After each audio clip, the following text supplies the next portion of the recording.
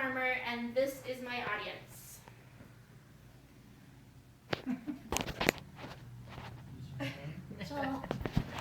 Alright, so my presentation tonight is on how canning is a sign of self-reliance.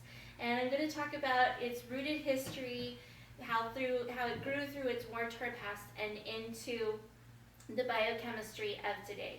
So the art of canning began in the year of 1790 when Napoleon was trying to find a way to preserve food for his army and his navy.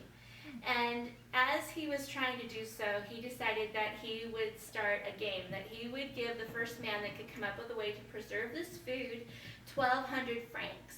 And so a chef in France by the name of Nicholas Appert took up the challenge, and he found that if you put food into a jar and put a cork in the jar and then submerged it in a pot of boiling water called a water bath, that two important things happened. First, it killed the enzymes that created bad bacteria that would make the food rot, and it created a vacuum pulling the corks tighter into the jar.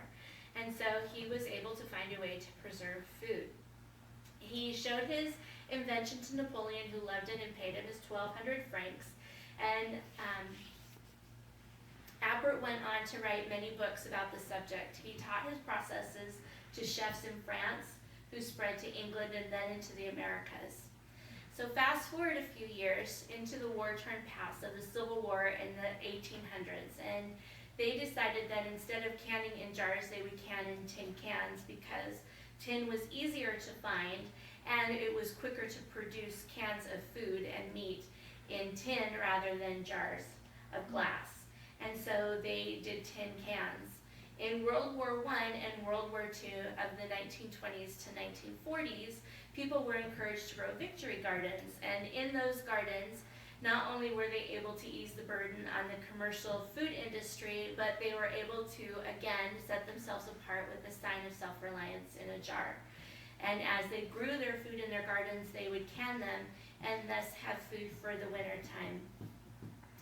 Fast forward to today's biochemistry, and you find on many college campuses that there are students in what is called an extension office who are not only studying the art of growing foods better, but also finding safer practices for canning them. And every year, there comes out a journal of extension which has those safe practices in them.